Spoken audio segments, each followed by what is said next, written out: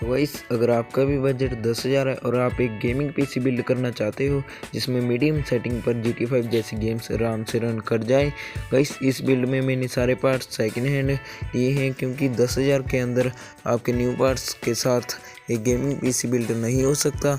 Video को शुरू करने से पहले गाइस अगर आपने इस वीडियो को लाइक नहीं किया तो लाइक कर दीजिए और हमारे चैनल को सब्सक्राइब कर दीजिए ऐसी और वीडियोस को देखने के लिए। तो इस मदरबोर्ड हमने इस बिल्ड में यूज़ किया है गीगाबाइट की तरफ से आने वाला G41 मदरबोर्ड। ये मदरबोर्ड 44 GB की 2 रैम स्टिक्स को सपोर्ट करता है। ये मदरबोर्ड गाइस मुझे 1400 का मिल गया।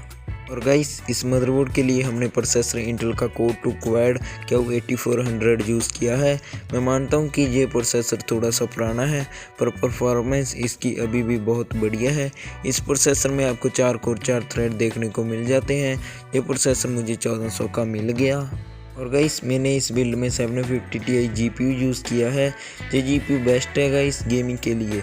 अगर आपको 750 Ti नहीं मिलता तो आप 960, 1030 या फिर आप 1050 भी ले सकते हैं। इन सभी GPU का प्राइस आपको ऑफलाइन मार्केट में 3000 से लेकर 4500 तक मिल जाएगा।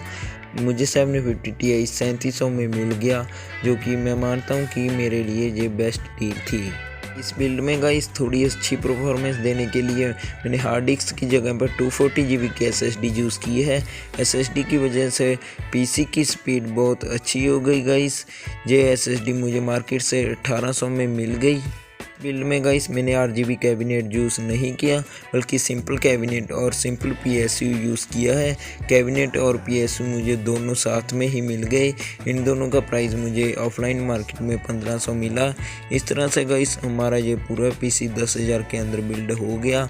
ये PC आपके GTA 5 पर लो सेटिंग पर 55 to 60 FPS आराम से निकाल कर दे देगा।